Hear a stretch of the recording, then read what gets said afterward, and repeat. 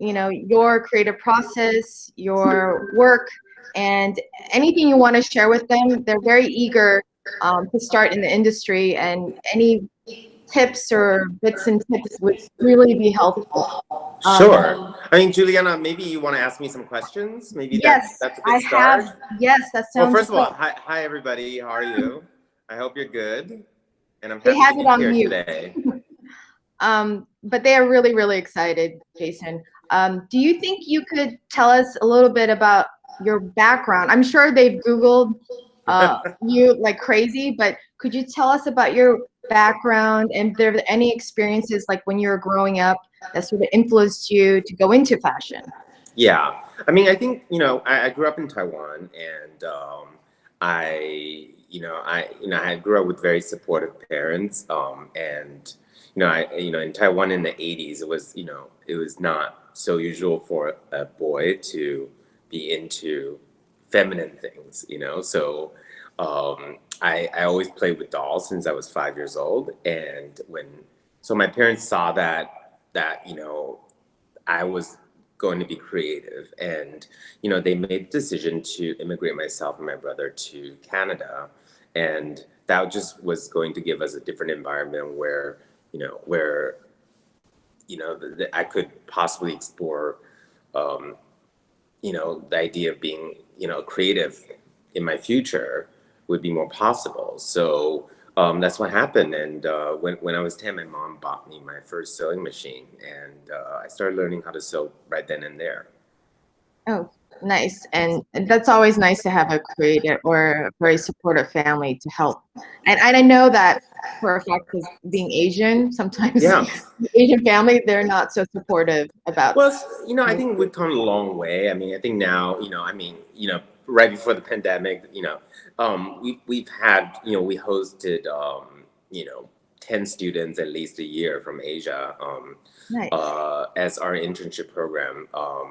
And we've been doing that for almost a decade. So, Yeah. it's really come a long way. And I think it's great that parents are seeing fashion or anything in the creative industry as being a possibility, as a Yeah. career choice versus the more traditional career Accountant, choices, doctor, lawyer. accounting, doctor, lawyer, which, I have to say, no one wants me to be that, like, I don't think I'd make a very good doctor, and definitely a very terrible accountant. So I don't think I'd be doing the world any services by doing that. Yeah, and you do see a lot more, Asians in the entertainment business, which is really nice. Yeah. Really I mean, nice. I think there's still a long way to go, Yeah. in terms of Asian representation, but I definitely think we've come a very, very long way, especially, in Asia. Culturally, it's changed. I And, agree. for, kids that, I definitely had friends growing up where, they were not allowed to pursue what they wanted to do. And now I think it's very different. Yeah. No, you guys, just all you students, you guys are very lucky that you guys are going FIT. You're very privileged that way, I think. So Jason, how did you get started in fashion? I mean, what was like your first big break? Like, Well, I started my brand when I was 23, and I have wow. to be honest with you. I mean, I really didn't know that much. So, when I was 23, I thought I knew everything, but I really didn't. And I would say right now, like many years later, I still don't. But I think that's a good thing, because I think it's really important to always stay curious and always stay inquisitive, and the truth is, no one ever knows it all, right? But it's kind of, when I was 23, I kind of just thrust myself into starting my own brand, uh, and we have very little resources. I had one employee who was actually my friend. We were both interns in Narciso Rodriguez when we were in school. So, and she and I are still very, very close friends. And she helped me in the beginning, and the two of us really went up. How we earned our stripes was how we kind of learned the industry was from walking up and down Seventh Avenue. And I remember just running into a lot of my friends who had gotten jobs in the industry, and kind of just hitting them up for any kind of advice, like how do I grade, how do I produce, how do I buy fabrics? I mean, all the very, very basic things, you know. And on top of that, I had to deal with the business affairs, Yeah. meaning, you know, the accounting side, which I was never great at, you know, and you know, I learned definitely a lot in my first few years in business that, you know, to be in the fashion industry meant so much more than about designing. You know, it meant about, you know, learning the business, you know, uh, how to establish yourself as a brand, and that was a very, very important lesson for me. Yeah. Do you recommend, like a lot of the students here want to start their own brand one day? Yeah. Do you definitely recommend them work for someone before they do that? Because that's what I've been telling them, to like learn off someone else's dime. I mean, you know, it's interesting. Everyone has their own journey. I mean, I definitely, you know, if I went back, I probably would have like preferred to work for somebody and you know, gotten a little more experience. But you know, I think everyone has to do things on their own terms, Yeah. and I think we all learn. But definitely, I mean, I think it's really important to learn different aspects of the business first. I mean, when I was, you know, I was actually interning at Narciso Rodriguez for 2 years. Yeah. So, you know, in there, you know, we got to do everything. You know, I was kind of the only one with my friend Michelle. So we got to do everything from cutting bias strips to getting coffee. You Yeah. know, that those are things that are, you know, you learn something every single day. And I think that was very important for me to do. Yeah. I was telling them my first design job, I had to stock the fridge and make coffee for everyone. Yeah, some in some ways I'm still doing that. Yeah. Yeah. You know, it had at work I'm always cleaning after everyone, so I guess, you know, we've come a full circle at this point. Well, it's just, you know, it's not as glamorous as they portray it. That's for sure on, you know, on TV. So it's a lot of, you know, it's 90% like hard work, and then 10% is a little bit of glamour or the fun part Yes. that you get to do, like the Well, I photo. think that's important to know. It's, you know, I think I always, at the end of the day, consider myself a behind the scenes person. You know, even though I have to be in front a lot for, uh, you know, for PR and for the brand, I really consider myself behind the scenes because that's really what I enjoy. You know, my Yeah. favorite times is always getting ready for the shows, working with the atelier and making garments come to life. That's really my favorite part, actually. You know, Yeah. developing fabrics, developing prints. Right now, we're working on a resort, and that's usually my favorite part. It's that creative process, and you know, the glamorous part is really just like 5% of it. That He reduced it everybody from sees. 10% to 5%. Yeah, I would say 5%, Julian. You know, I think the amount of time I spend doing unglamorous things is probably, you know, 95% of my time, but it has to be done, right? It has to be Yeah. done, you know, from production to figuring out costing with my team, and also, you know, right now, especially since last year, you know, to work on a very fast, ever-changing industry. I mean, I think last year definitely was very challenging and very, very different. I think we saw a dramatically different retail landscape that we've all had to navigate through last year and continually this year. Well, I know that they have a lot of questions for you regarding that, because they're about to go into an industry that, you know, we don't even sort of we don't even know. I barely recognize it. Yeah, yeah. But Jason, before we go into that, because you brought up your creative Sure. process, I think they're really, you know, intrigued of how different designers have different processes, how you come up with Yes. the collection. Could you talk a little bit about your aesthetics and your process? Yeah, my aesthetic, you know, I have always, you know, I'm really interested in the 1950s. I grew up being kind of obsessed with it. So there's definitely that sense of body, that sense of form and femininity within my work. You know, there's a lot of references to that period. And, you know, I always could never consider myself a trendy designer. You know, I really prefer to design clothes that can stand the test of time, that's sophisticated, that's feminine, is refined. And so I really spent my career working on the craft of fashion, the idea of making the garments from inside out.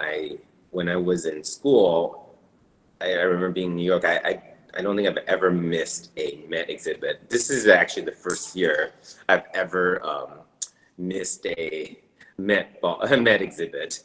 But because of the pandemic, I didn't really go out. But I went every single year, and I love designers like Charles James and Yves Saint Laurent.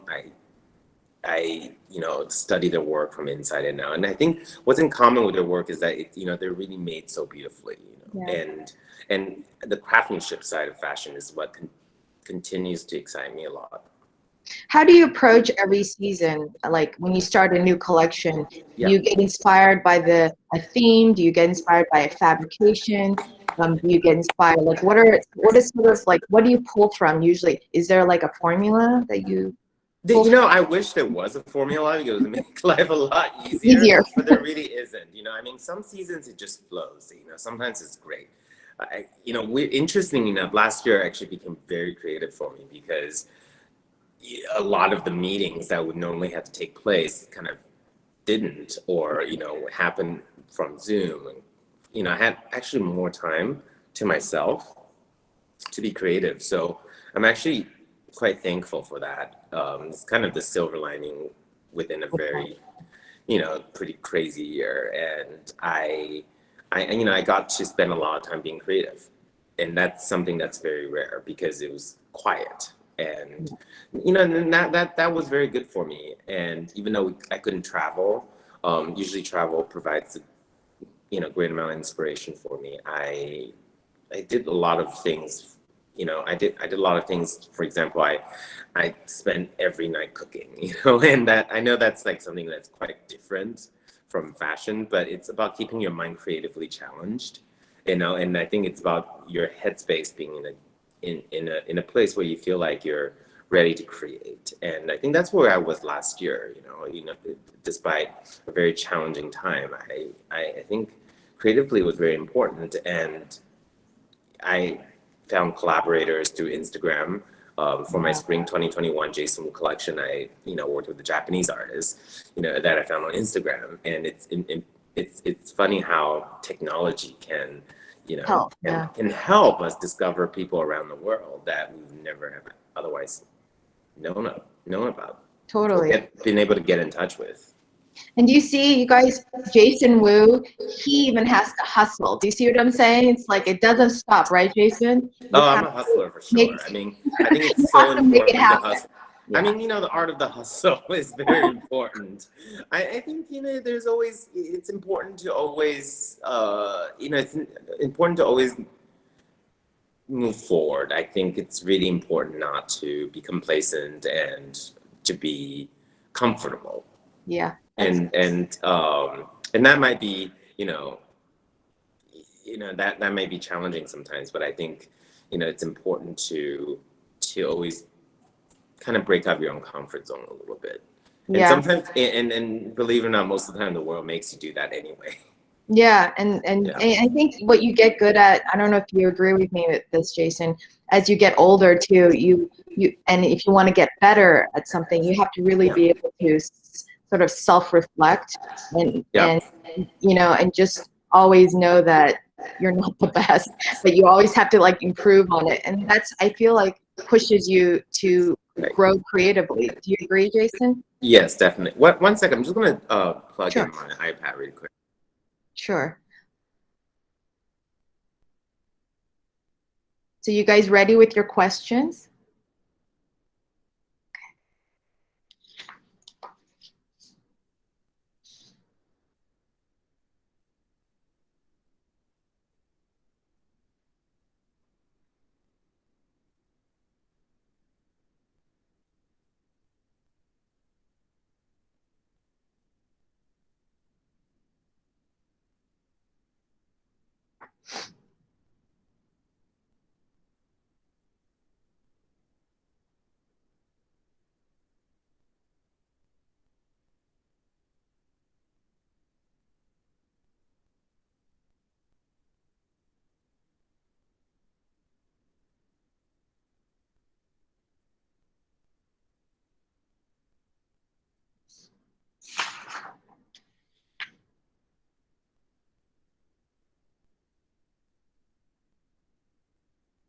Jason, I think you're on mute still. All right. Apologies for that. No.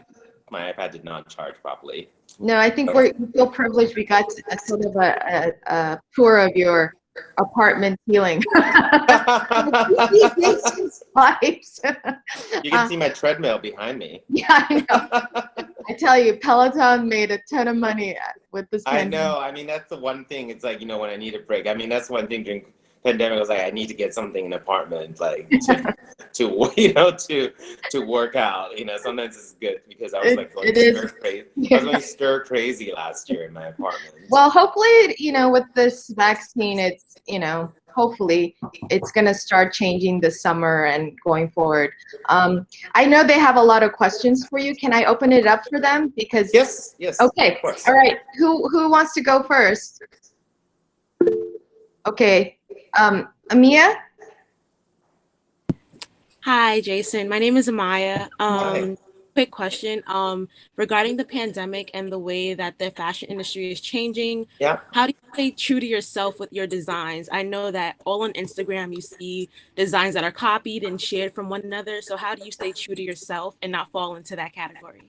Well, I think it's about, and I think that's a great question, Amaya. I think it's important to be authentic and to do what feels natural, not go with the flow, not to go, I think it's sometimes it's much easier to see, this is cool, and this is the cool moment to do this kind of thing right now. But for me, it's ultimately being in an industry for more than 15 years. I think it's important that you stay on your own course, and sometimes the pressure of fitting in might feel overwhelming because everybody's talking about this trend or everybody's talking about this brand, and it's easy to fall into the category where you want to be relevant, like that moment, you want to be relevant for the moment you're in.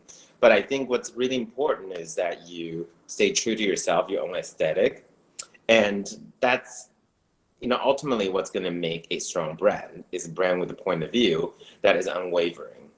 That doesn't change every season with the times. And I think it's very important to do something that's really authentic to yourself, because in the end, trends come and go. But, brands that can sustain the test of time, those are the brands that stay. So, I really encourage you to, sometimes, the world can be a very noisy place, especially with Instagram and all this, now there's Clubhouse that I was forced to join last night, but which I do not appreciate. But, the world can feel faster and faster, and you may find yourself struggling to keep up. My answer for you is don't. Do things on your own speed.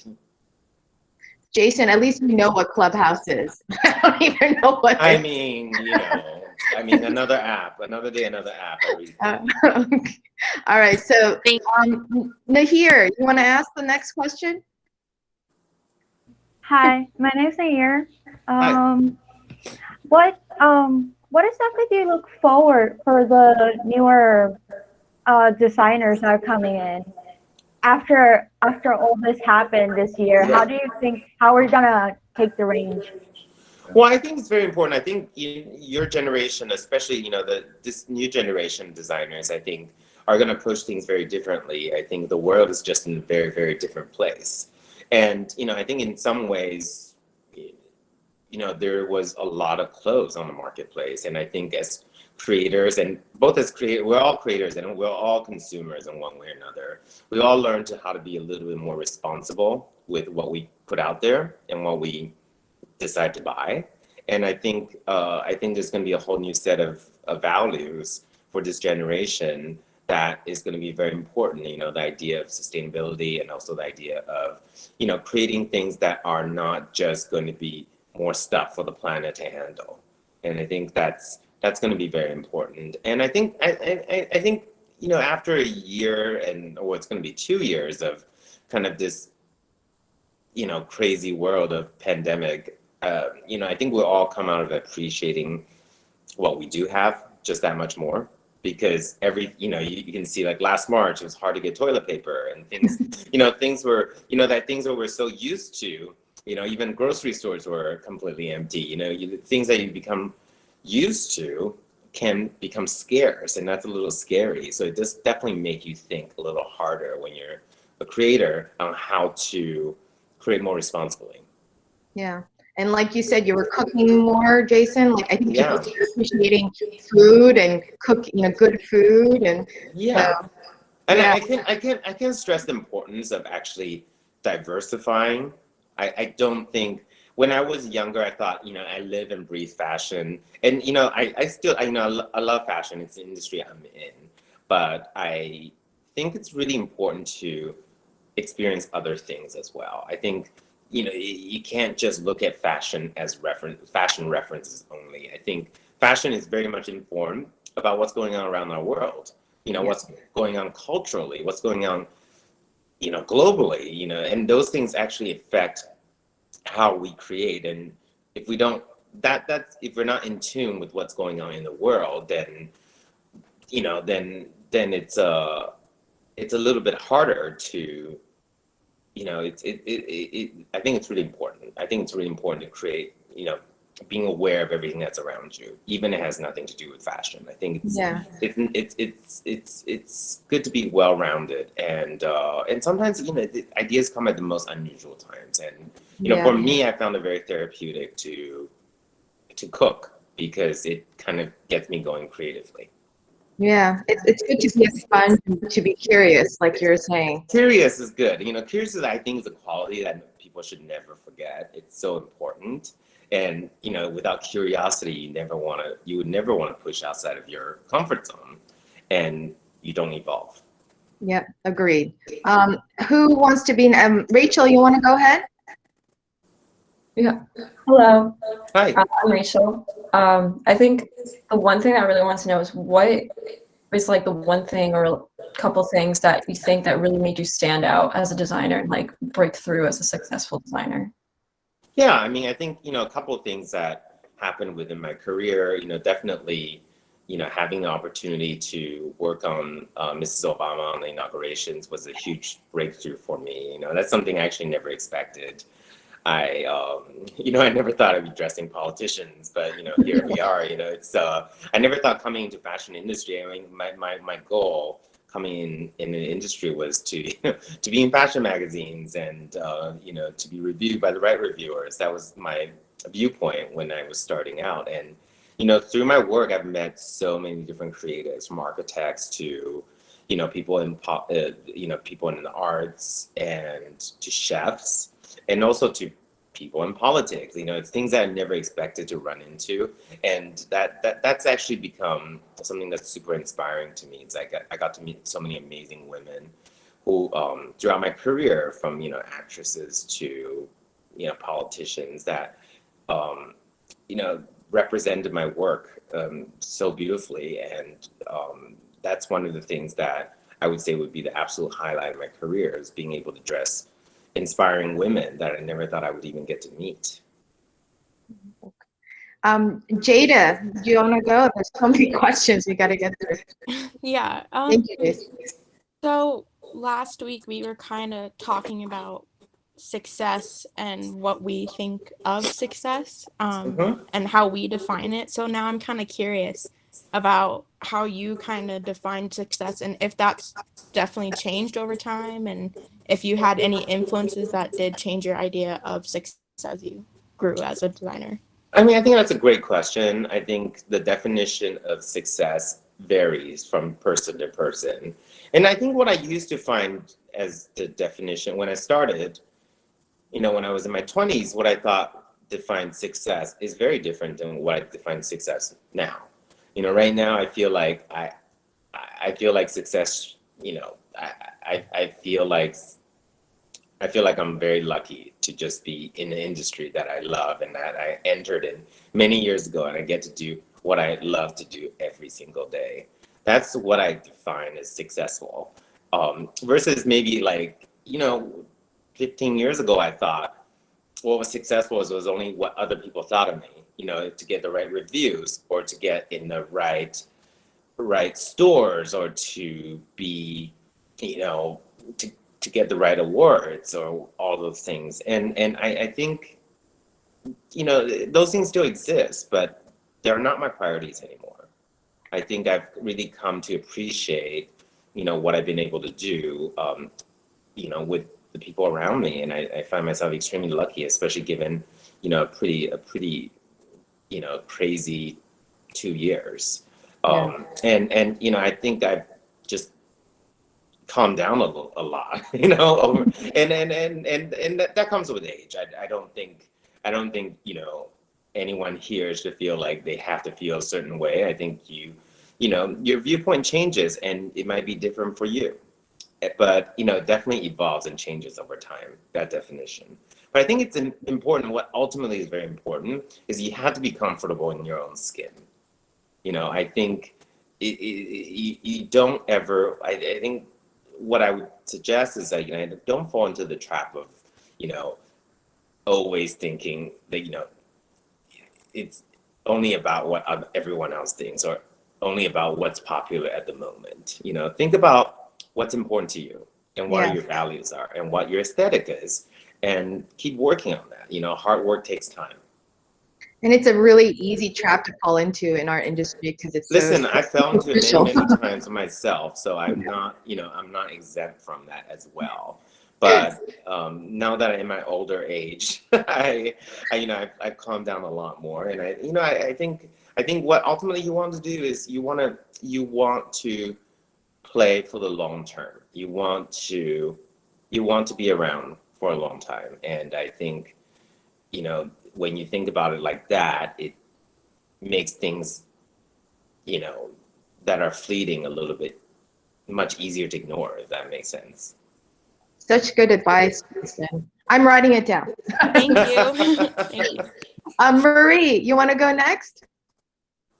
Yeah, hi, my name is Marie. And my question is, what are the top 3 skills you have that help you become a successful designer? And are these more design skills or business and communication skills? I think it's a little bit of both. I mean, I think my skill, I think definitely my first and foremost and why I got into fashion is the art of making things. I love, you know, like, you know, I still, one of my favorite things to do is still like to do embroidery placement and things like that. You know, I love to get my hands dirty and do the work. That's my favorite thing to do. And to like go into like the smallest detail, like what kind of thread, what kind of stitching, what kind of beads we want to use in this very specific thing. That's my favorite thing to do. It's the art of making clothes. I think that's something that's really incredible. And I think you guys all have a great resource at FIT, especially with the exhibits that Valerie does. You know, those are so amazing. And to always study, you know, you got the opportunity to see these amazing pieces up close. And I think that's definitely one of my favorite things to do. You know, I think number 2 is, I think it's the ability to take your creative work and how to market it and how to, so my job is more than a designer. I also have to be a marketer. And then number 3, I also have to be a business person on top.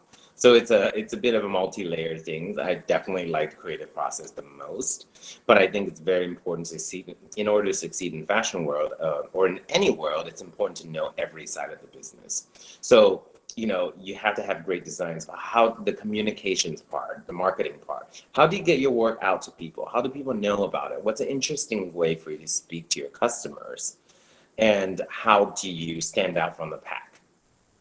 And so that's the marketing side. And the business side of it is just, you know, balancing, you know, art and commerce. I think that's something that is important, especially in American fashion design. It's very important to think about, you know, how to market your collection, and then finally how to sell your collection, how to be able to get people engaged and interested in your products.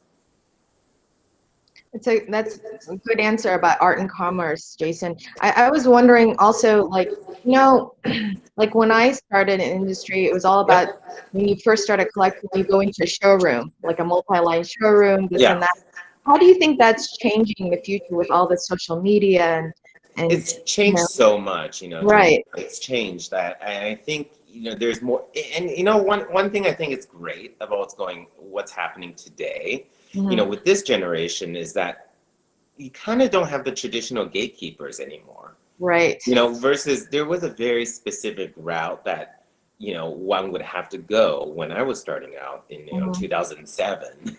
You know, that, you know, that we had to be in a certain magazine, we had to be certain, you know, there were certain things that was kind of the rite of passage, right? And that was great for me. You know, I through those experiences, I met amazing individuals that I'm still in touch with today that's helped me grow.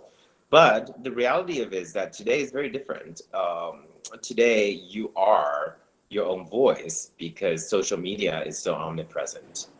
And in order to get your point across, it may not take, you know, you knocking on many doors. It might just take you, you know, posting it yourself for the information to get out there. So the idea is, listen, it's a lot easier to market yourself and your brand and whatever you do through the multi-channels of social media. But at the same time, it's also a lot noisier and a lot more competitive out there with everybody sharing everything all the time. So, you know, the question is more like, how do you stand out from the pack, and how do you be able to and the answer never is, in my opinion, should be, oh, because this person has a lot of advertising dollars. I mean, sure, that's great and that counts for huge brand, but you know, myself as an independent brand, we definitely don't advertise like the way Louis Vuitton or the big Chanel, you know, advertises, right? So we too have to find interesting ways to break through the pack through things that we do, you know, and then that comes down to creativity. Yeah, and the hustle, guys. Monica, you want to ask Jason a question? Hi, Jason. Hello. Thank you so much for sharing your time with us. I have a lot of questions, but I'll stick with this one. I know that you've collaborated with Eloquii and have been showing some more plus size looks on the runway. And I know as a student, and this goes for most fashion schools, there isn't a lot of education for knowing how to design for sizes above like an 18. And I was wondering if you could just share what that experience is like, specifically with like manufacturers and pattern makers. Because I know that there's been talk that that's been a difficult thing to access, and whether or not there was like a learning curve that you experienced.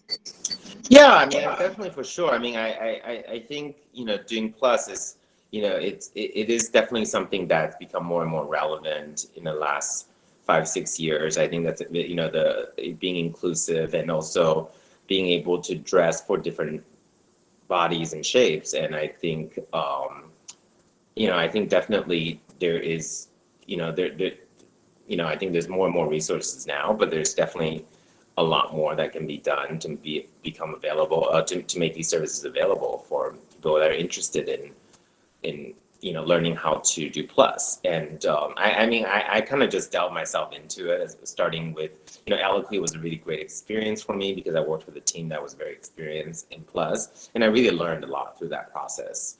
And it's, you know, it's about figuring out proportions, and it's about, you know, you know, a size 18 proportion is very different than a size 6 proportion.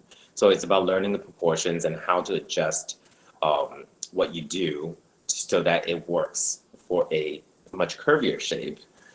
That's very important, you know. And I'd say the best way I learned how is really through trial and error. You know, there's and I think what's very important is that, you know, there's great plus size models out there right now that, you know, especially fit models, and they come with so much knowledge. You know, the fit models in the industry, I think it's very important to listen to your fit models because, you know, a lot of them fit for many different houses that do similar things, and it's important to learn from them as well. You know, they usually are very aware of their measurements and very aware of where things should hit them. And so that's also something that's super important, and that's been very helpful for me is, you know, I've learned a lot through my models, my fit models. Yeah, and there's a reason why models, sometimes the fit models become like the designer muse, right? Yeah. And fit modeling and like runway modeling is two very different things. You know, Yeah. I think runway modeling is one thing, plus or regular sizing, it's one thing, but fit models have a whole different skill set. I've had some of my fit models for over a decade, and I mean, look, their measurements never change, and I can't say that about myself. So, that's definitely something that's it's a full-time job to keep your measurements the same, like 365 days. I mean, after Thanksgiving, they still have the same measurements. So, that's definitely an art and a skill. And I think, ultimately what this says to us is that I think it's important to learn from people around you. It's important that, you're always on a learning mode. That, I'd say, at 38 years old, I'm still doing that every day. Yeah, good advice. Tamia, you want to ask a question? Yeah. Hi, my name is Tamia. Hi. So I read that you were the creative director for Hugo Boss. Yes. And I was wondering, like, how did your experience designing for them impact your own brand? Yeah, that was actually that was a great experience for me because, working for a European house was something I never had experience of doing. So I kind of got to learn backwards. And also, it's a huge company that, that's been around for 100 years. So there's history behind it. And there's also, so, one, I had to figure out what my voice is over there as a designer, interpreting another brand versus my own brand. So that's one of the very important lessons that I did learn. And the other thing was I learned a lot about the corporate structure, how to navigate through a larger company and how to deal with, under my responsibility, it wasn't just creative. I had to deal with visual merchandising globally, also global advertising, licenses, and things of that nature, everything from eyewear to perfumes. And that really taught me a lot. And I brought a lot of those things with me. I've since launched beauty and fragrance for my own brand, and amongst with a lot more lifestyle projects I've been doing. So it definitely helped me learn how to approach the fashion business in a more global way, in a more international and more comprehensive way, and how to, work with so many different people and departments at the same time while keeping a very consistent message. And that comes with a challenge all on its own, right? It's like, whereas in my company, it's much easier to get things through. Like we decide to do something today, it happens kind of tomorrow. Versus, in a much bigger company, it happens very differently. So I was really happy to have that experience. Yeah, and you've done some amazing collaborations with Target and Cole. Yes. And, well, I mean, which one was your favorite collaboration, Jason, do you think? I say one of my favorite collaborations is probably the Target collaboration I did about a decade ago. It was kind of very that was very groundbreaking at the time because and the matter of a luxury designer designing for the masses was something that our European counterparts would never do back then, right? And I think the market has changed in so many ways. I think today, how do I? And the challenge there, what I learned was like, how do you take, how do I translate my aesthetic into something that is $30, right? Yeah. And usually, like our fabric is $30 for 1 yard, And so, like, how do you work with that? Well, the idea was like we weren't trying to make evening gowns and like things like that. I make cotton dresses. I think the idea was that even though the price point was so different than what I do, it's still really important that the clothes look expensive. And I don't think expensive always has to do with the price point. I think you can make something look elevated and expensive through the way you design and the way you place your details. Like, I know like with a $30 garment, maybe I can only have one special feature on the garment that I put all my dollars on, and the rest has to be quite simple. How do you make something look elevated and sophisticated with the pricing restriction? I think that's something that was really interesting to do, and I continue to do that. And I think the rules are so different today. There isn't a rule that you have to be in a certain price point, and you can't do both. I think that's the landscape has changed a lot. Yeah. No, I think your collaborations are sort of the future for many creatives, right? Yeah, and thinking about like how you can reach more people. That was the way I was able to reach more people throughout the world and be able to, let people experience the brand that could otherwise not be able to. Not be able to afford it, yeah. Yeah, I mean, I think fashion can be very, very intimidating, and I think a lot of times people could, perceive fashion as, unfriendly and also inaccessible. And I think the values that are important to people today are very different. I think people no longer, I think people feel like they want to be a part of the experience, and they don't want to feel like an outsider. And I think Not just an exclusive club. yeah, I think that's changed a lot. I mean, the values of this generation is very different. Yeah, agreed. Yin, you want to ask your question? Oh yeah. Hi, Jason. I'm Hello.